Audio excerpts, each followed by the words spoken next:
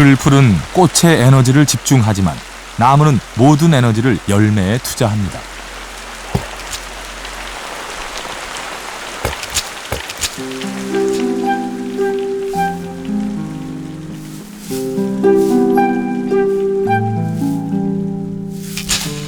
참나무는 이 순간 도토리의 낙하를 위해 지난 1년을 기다려왔는지 모릅니다.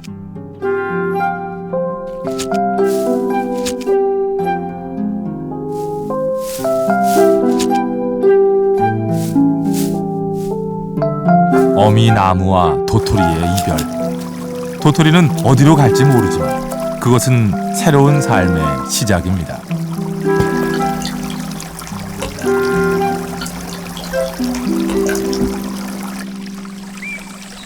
참나무는 한 해 동안 적게는 300개에서 많게는 10,000개까지 도토리를 생산합니다.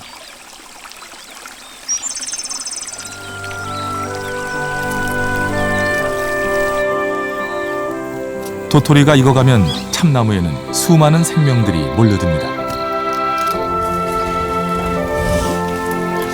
먹이를 찾아 나선 멧돼지 가족과 겨울잠을 준비하는 반달 가슴 곰에게 작은 도토리는 큰 버팀목입니다.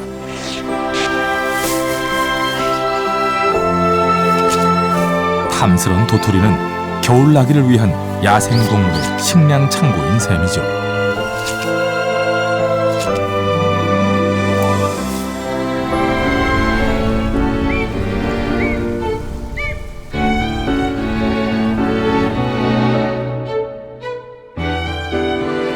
이 갈참나무의 나이는 100살쯤 돼 보입니다.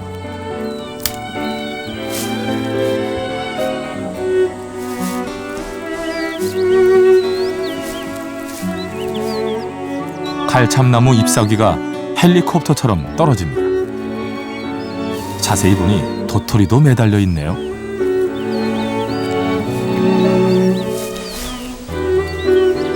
잎사귀를 떨어뜨린 범인은 누구일까요?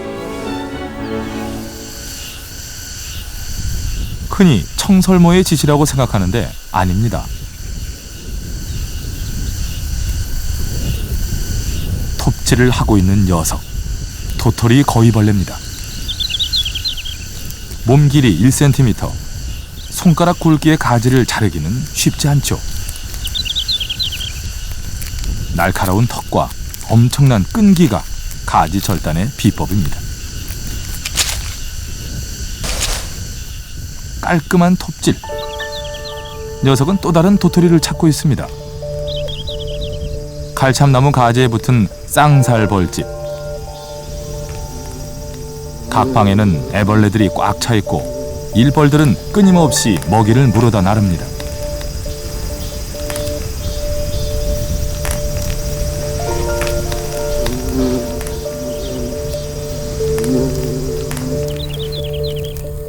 도토리 거위벌레가 위에서 이 가지를 자른다면 난리가 날 수도 있습니다.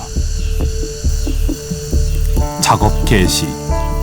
쌍살 벌집이 있는 가지를 자른다면 둥지는 땅으로 떨어지고 말겠죠.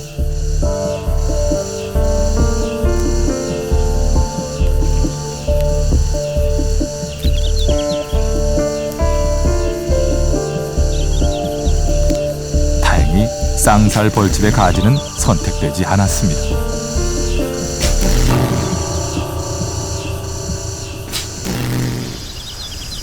참나무는 흔히 도토리를 맺는 6종의 나무를 말합니다. 늦게까지 잎이 붙어 있어 가을 참나무란 뜻을 가진 갈참, 잎이 작고 총알 모양의 도토리를 맺는 졸참, 깍정이가 각지고 집신에 깔아 신었다는 신갈, 도토리 묵으로 임금님 수라상에 올랐다는 상수리, 그리고 굴참나무, 떡갈나무가 있죠. 긴 주둥이를 가진 이 녀석, 도토리 거위벌레와는 조금 다르죠. 밤바굼이라고 합니다. 주둥이가 훨씬 길고 족보도 약간 다릅니다. 구멍을 잘 파고 도토리에 산란하는 습성은 같습니다.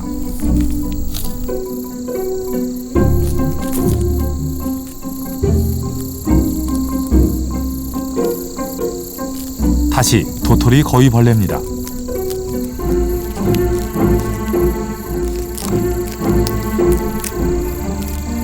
도토리를 차지하기 위한 싸움, 무기는 주둥입니다.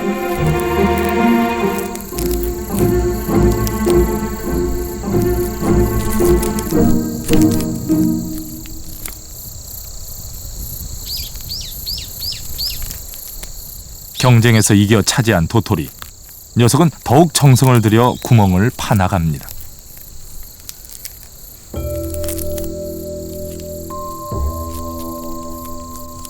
이때가 수컷이 암컷에게 접근하기 좋겠죠.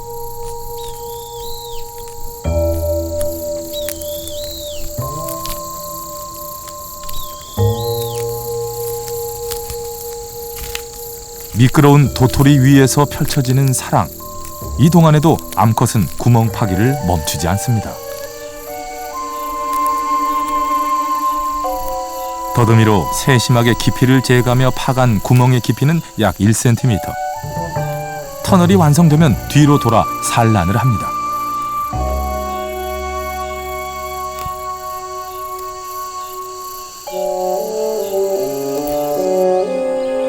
알은 일주일쯤 지나면 부화합니다. 알을 도토리 밑쪽에 낳는 것은 여기가 부드럽고 맛있는 즙이 많기 때문입니다.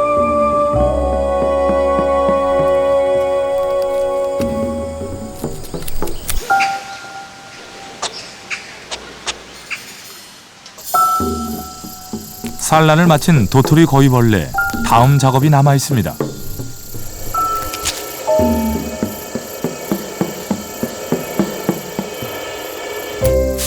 수고스러운 톱질은 도토리 속 알을 위한 어미의 마지막 배려입니다.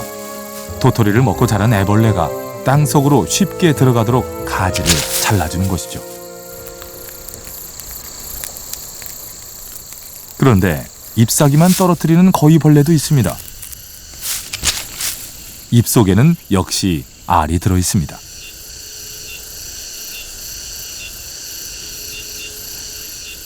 왕거위벌레는 잎사귀 재단사로 불립니다.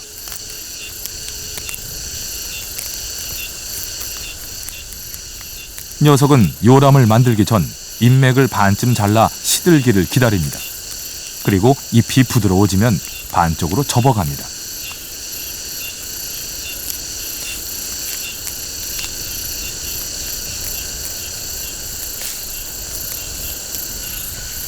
그리고 그 속에 알을 낳고 밑에서부터 잎을 말아 올라갑니다.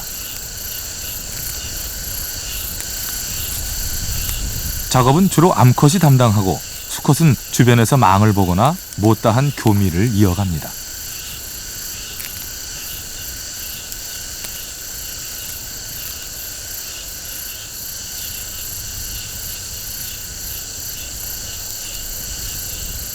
(20여 분간) 종횡무진 잎사귀를 누비고 다녀야 요람 하나가 겨우 만들어집니다.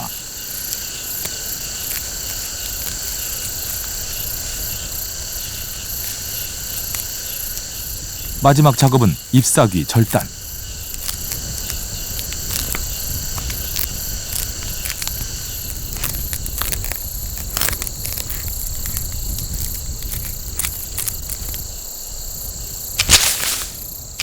알은 잎의 보호를 받고 그 알에서 깨어난 애벌레는 잎을 먹으며 성장합니다.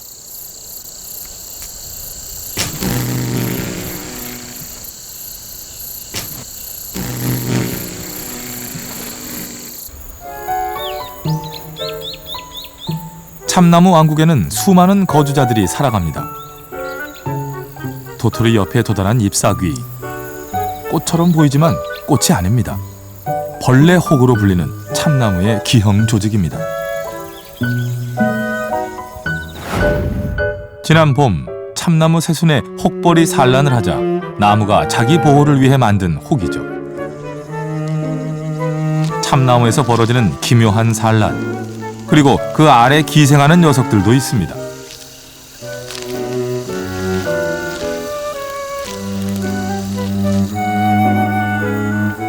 열매처럼 보이는 이것도 벌레혹입니다. 혹벌이 산란하면 조직이 급격하게 자라며 갖가지 모양의 벌레 혹을 만들어냅니다. 구슬 모양의 벌레 혹은 혹벌에게 안전하고 영양 공급이 끊이지 않는 요람인 셈이죠.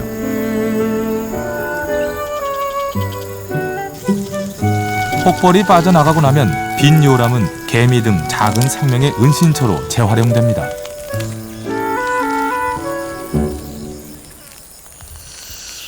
수령 100년의 갈참나무. 굵은 껍질에는 100살의 나이가 패여 있습니다. 늙은 참나무의 품은 곤충들이 사랑을 나누고 목을 축이는 공간입니다. 넓적사슴벌레가 나무 틈에서 고개를 내밉니다. 참나무 수액을 먹기 위해서죠. 빨대를 꽂은 청띠 신선나비. 넓적사슴벌레의 집 앞에서도 밀리지 않습니다.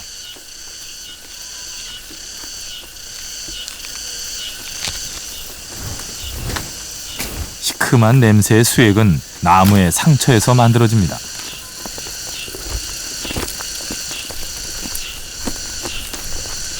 입술을 팽창시켜 목을 축이는 수액파리.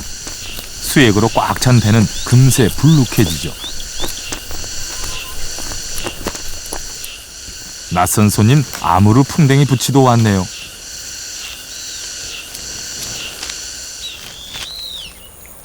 참나무에서 태어난 하늘소.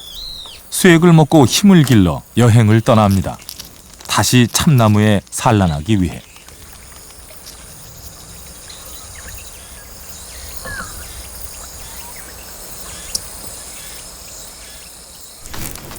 도토리가 익어가는 9월, 공중에서 도토리를 가져가는 녀석들도 있습니다.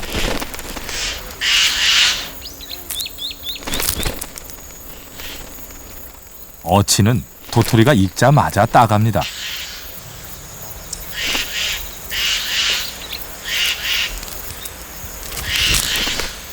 도토리를 딸 때 손을 대신하는 것은 강한 불이지요.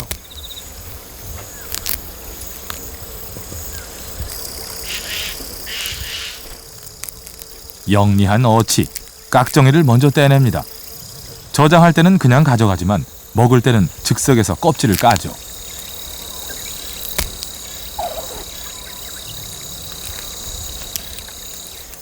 목에 담는 도토리는 저장용입니다.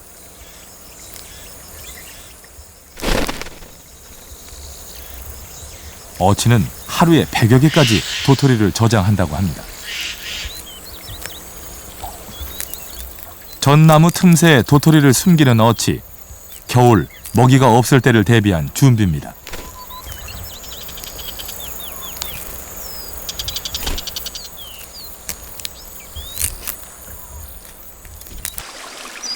단백질과 지방, 그리고 전분이 풍부한 도토리. 다람쥐는 그 맛과 영양을 익히 알고 있죠.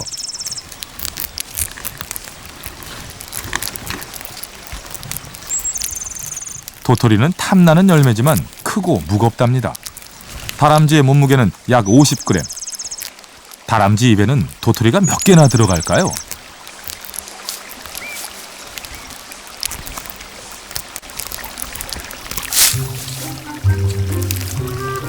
하나, 둘, 도토리를 돌려가며 껍질을 벗기는 다람쥐.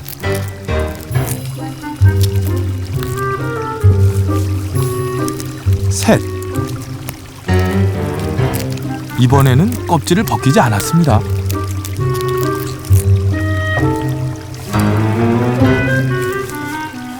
그리고 넷, 다섯, 6가지 미련이 남지만 마음이 조급합니다. 청설모도 도토리를 기다려왔습니다.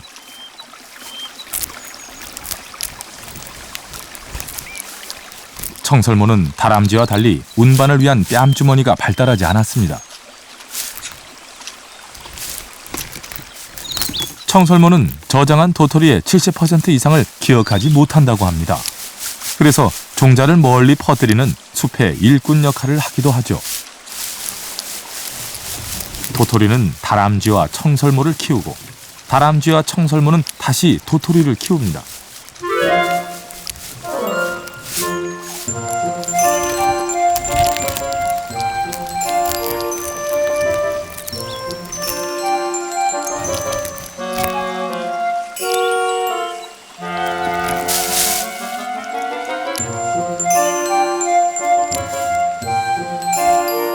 다람쥐는 도토리를 대부분 땅속 굴에 저장합니다.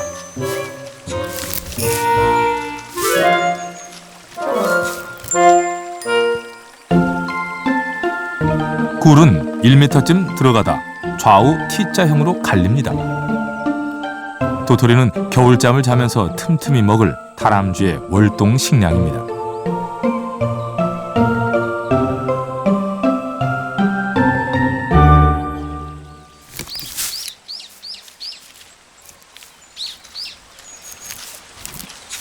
다람쥐는 굴을 드나들 때 매우 조심스럽습니다. 굴에서 나오면 반드시 침을 발라 세수를 합니다. 수염과 코를 깨끗하게 해야 냄새를 잘 맡을 수 있기 때문이죠.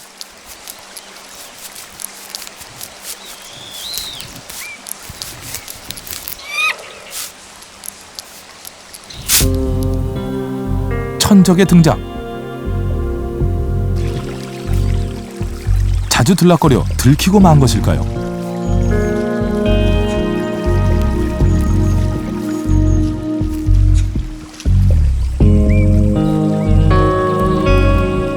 다람쥐 굴 앞에 선 고양이. 고양이는 먹잇감을 노리면 꼼짝 않고 반나절도 버팁니다.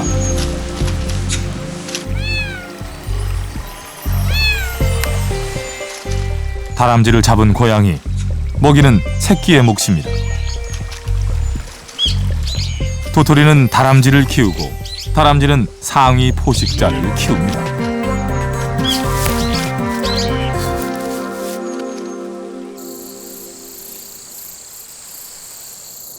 가을은 열매의 계절. 참나무과에 밤도 익어갑니다.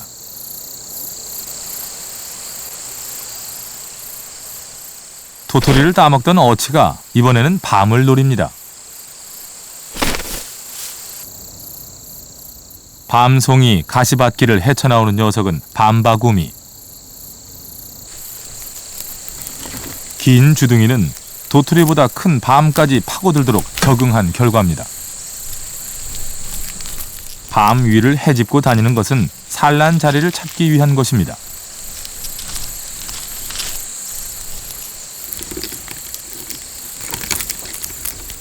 주둥이를 드릴 삼아 구멍을 팝니다. 원하는 깊이는 약 1.2cm. 더듬이로 치수를 재가며 작업을 하죠.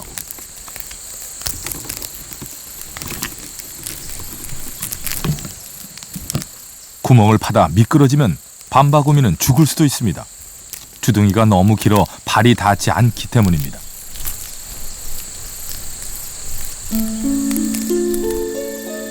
놀라운 것은 산란관의 길입니다.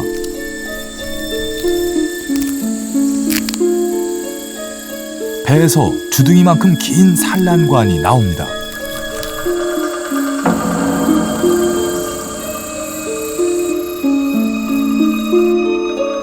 밤 아래 중앙에 산란하기 위한 주둥이와 산란관의 놀라운 설계입니다.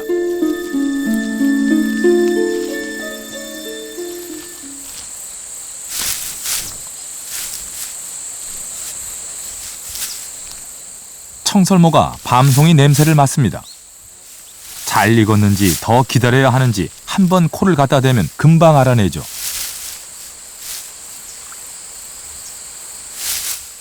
나뭇가지를 넘나들며 밤송이를 살피지만 아직은 때가 아닌 모양입니다. 벌레가 먹었거나 썩은 밤은 거절입니다.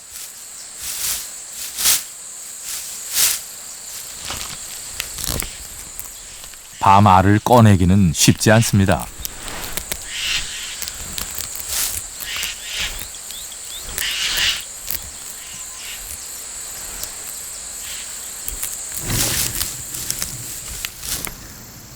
(20여 분) 거꾸로 매달려 작업한 끝에 겨우 밤알 하나를 얻어갑니다. 밤알을 꺼내는 것보다 쉬운 방법은 없을까요?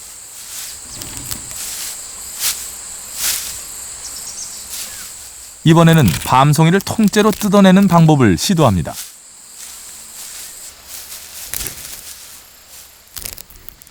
그러나 밤송이 뜯기도 만만치 않습니다. 가시가 입에 박히기 때문이죠. 그래도 밤알 빼먹기보다는 조금 수월한가 봅니다. 청설모도 밤 가시를 다룰 때는 조심스럽습니다. 슬며시 밤송이를 붙잡고 밤알을 빼냅니다.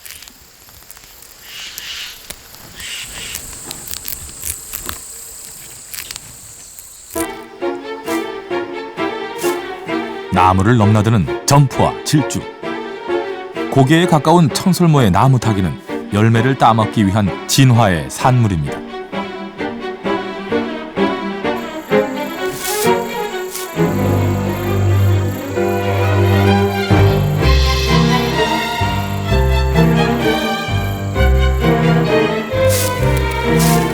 밤은 씨앗을 지키기 위해 가시와 껍질로 무장되어 있습니다.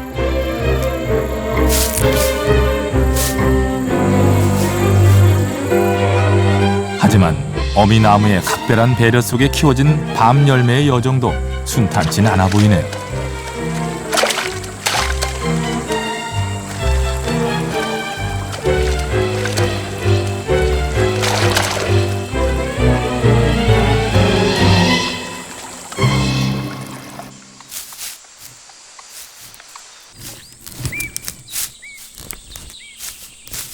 밤이 떨어지면 숲속 동물들이 바빠집니다.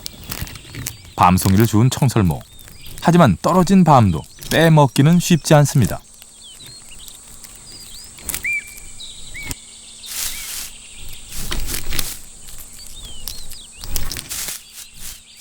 청설모가 뛰는 것은 저장 장소를 찾기 위해서입니다.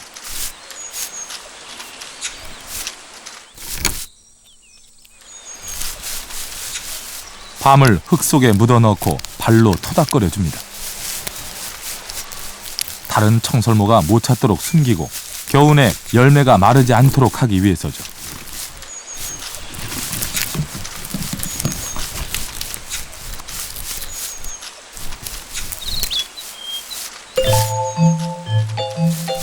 하지만 멀리서 이를 지켜보는 녀석들이 있습니다. 밤을 훔쳐먹을 생각이죠. 예민한 후각으로 땅을 뒤지기 시작합니다.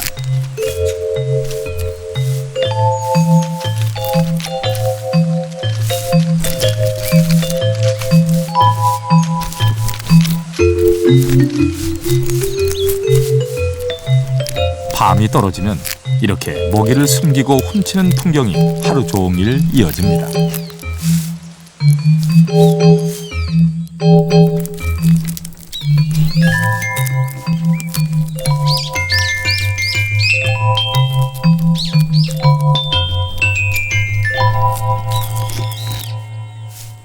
밤송이를 뒤집는 곤줄박이.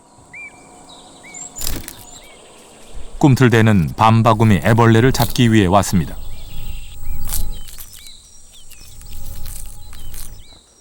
곤줄박이에게 밤바구미 애벌레는 가을 특식.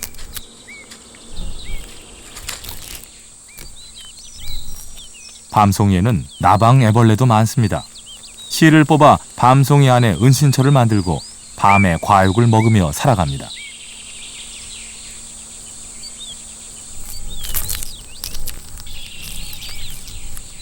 모두 새들이 그냥 지나칠 수 없는 먹잇감이죠.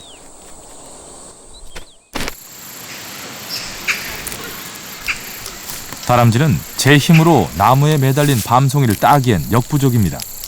대부분 청설모의 덕을 보죠.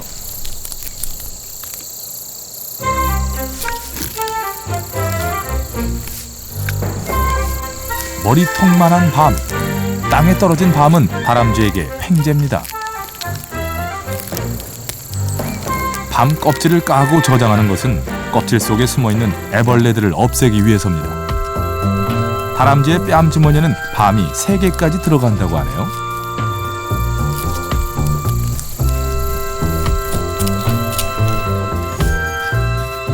다람쥐는 겨울잠을 자기 전 지방을 비축하지 않습니다. 그래서 먹이를 많이 저장해야 굶어 죽지 않고 겨울을 날 수 있습니다.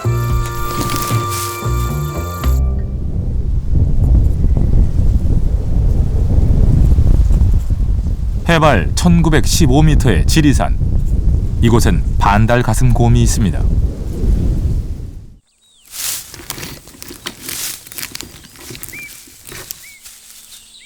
반달가슴곰은 봄엔 산나물, 여름엔 머루와 다래, 가을엔 도토리를 주로 먹고 삽니다.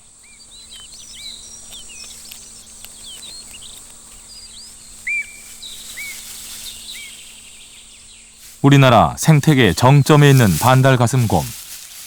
계절에 따라 이동 거리도 달라집니다. 여름엔 먹이가 부족해 하루 10km 정도 이동하고 가을엔 열매가 풍부한 곳에 오래 머무는 습성이 있죠.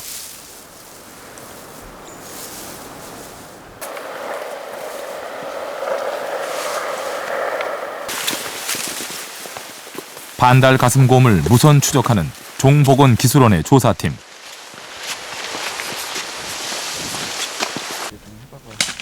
추적 중에 반달가슴곰이 머물렀던 흔적을 발견했습니다. 조리대를 엮어 만든 탱이라고 불리는 반달가슴곰의 잠자리. 여기 지금 27번 개체가 쉬었던 자리입니다. 지금 여기 지금 와서 보니까 뭐 오늘 하루 있었던 게 아니고 한 며칠 정도 있었던 것 같습니다. 잠자리 주변을 살피는 조사팀. 곰의 배설물을 찾았습니다.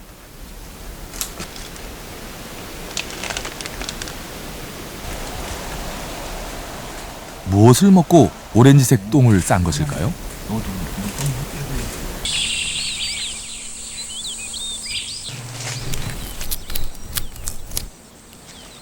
반달가슴곰의 흔적을 쫓아가자 감밭이 나왔습니다. 반달가슴곰이 감나무를 타고 올라간 흔적도 보입니다. 지금 보니까 제 정상부에 지금 감 달려있는 부분까지 발톱분들이 계속 지금 나 있거든요. 그러니까 아마 저 정상에 있는 감을 먹기 위해서 지금 올라간 것 같습니다. 감나무에 남겨진 곰의 발톱 자국. 폭이 11cm인 어미의 것과 폭이 좁은 것이 있습니다. 이쪽에 보면 여기 폭이 좀 조그만한 게 있습니다. 이것은 지금 폭이 한 7cm 정도 되거든요. 폭이 좀 적은 걸 봐서는 아마 석기개체가 여기는 올라간 발톱분들인 것 같습니다. 주변엔 감을 먹은 곰의 흔적도 남겨져 있습니다. 지하 폭으로 봐가지고 큰 성체가 아니라 새끼 개체가 아마 이 감을 섭식하면서 난 자국이거든요. 반달가슴곰은 왜 감을 찾아 산 밑으로 내려온 것일까요?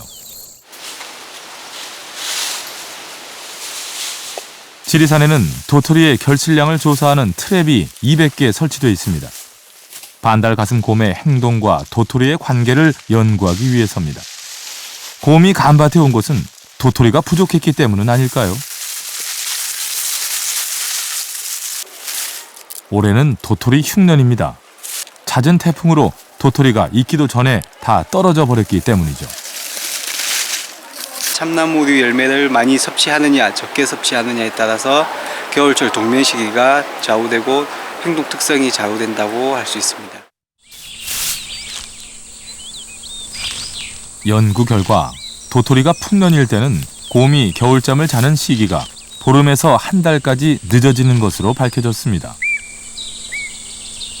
충분한 먹이 섭취로 활동성이 커지기 때문이죠. 곰은 가을에 정신없이 먹어 지방을 비축해야 겨울잠을 자는 동안에 새끼를 낳을 수 있습니다.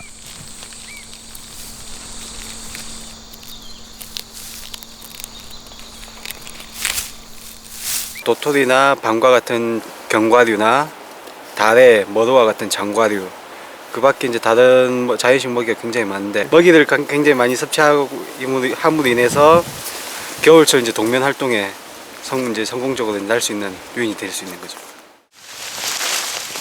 국립공원관리공단에서는 멧돼지의 행동권도 조사하고 있습니다.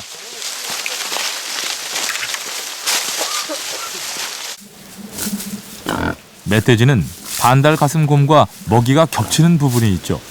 도토리와 밤 등 가을 열매를 좋아하기 때문입니다. 도토리라는 이름도 돼지가 먹는 밤이라는 뜻에서 유래했다고 합니다.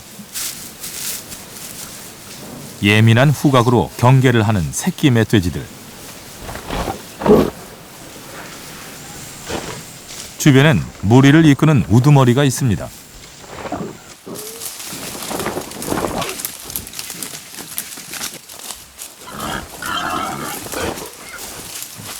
이제 갓 몸의 줄무늬를 벗은 새끼들.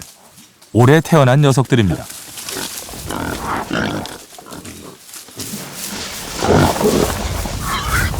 새끼는 모두 7마리. 우두머리의 뒤를 따르며 조심스럽게 먹이를 찾습니다.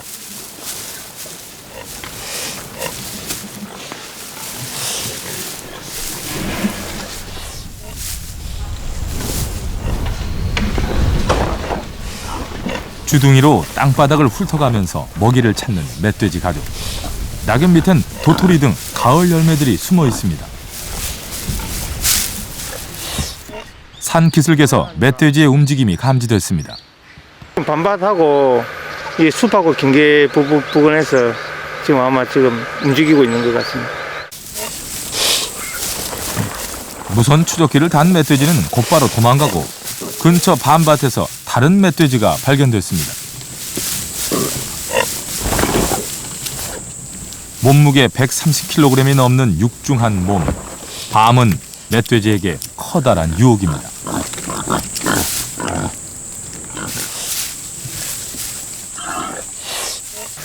두 마리가 한 마리는 왼쪽으로 한 마리는 오른쪽으로 이동을 한 흔적입니다. 오늘 아침에는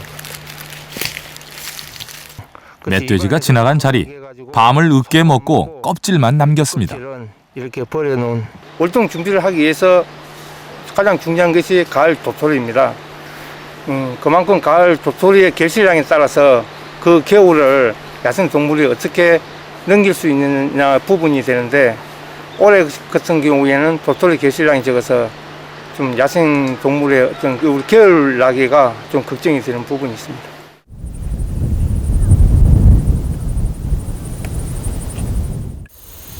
가을 산에서는 굶어 죽지 않는다는 말이 있습니다.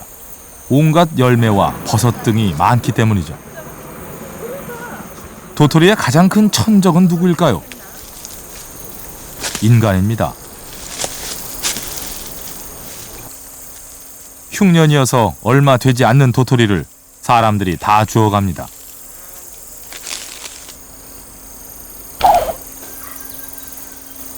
구규림 등에서 허가 없이 도토리 등을 채취하는 것은 법으로 금지되어 있습니다.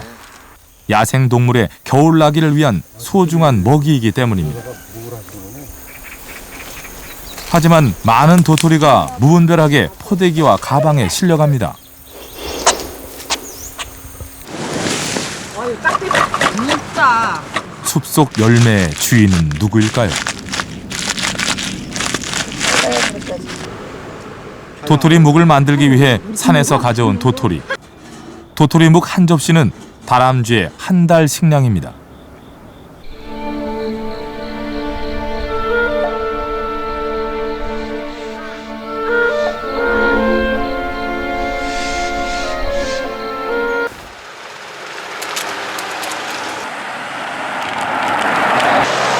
숲이 아닌 인간의 길 위에서도 도토리 쟁탈전은 벌어집니다.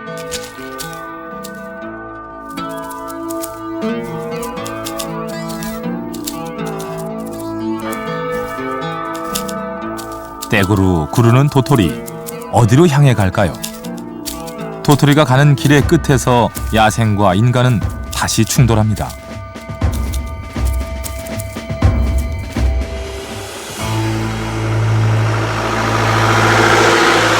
다람쥐와 청설모는 로드킬을 가장 많이 당하는 동물입니다. 도토리를 얻기 위한 마지막 여정은 길 위의 죽음입니다.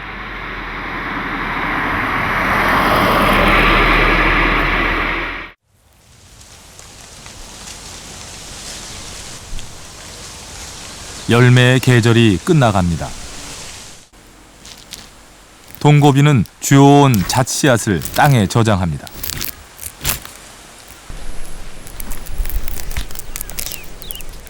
짱구 개미도 저장의 달인입니다. 저장성이 좋은 씨앗은 부스러기라도 기필코 옮겨갑니다.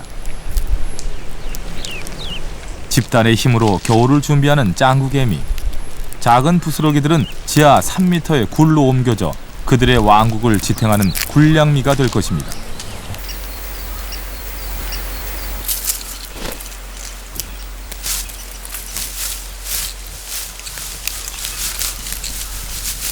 다람쥐가 찾는 것은 청설모가 숨겨놓은 도토리입니다.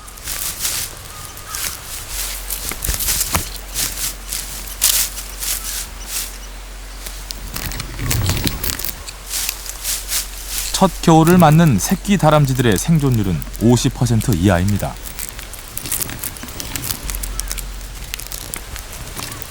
겨울을 온전히 넘기느냐 마느냐는 얼마나 도토리를 많이 저장하느냐에 달려 있습니다.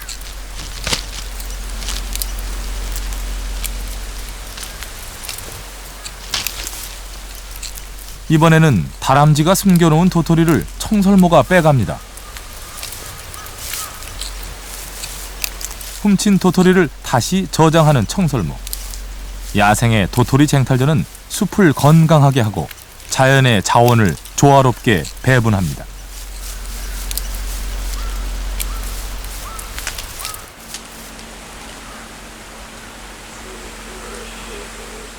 다람쥐가 낙엽을 입에 한가득 채웠습니다. 추위와 싸우는 다람쥐의 전략은 먹이 저장, 털갈이, 그리고 보금자리를 만드는 것입니다.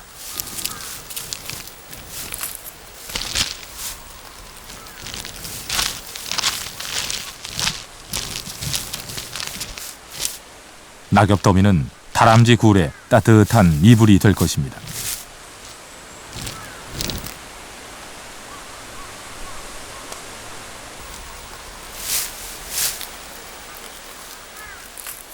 이제 겨울 준비가 끝나갑니다.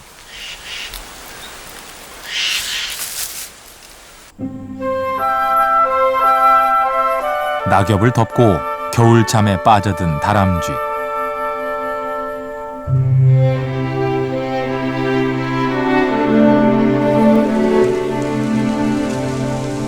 다람쥐가 저장한 도토리는 내년 봄 어떤 모습으로 싹을 틔울까요?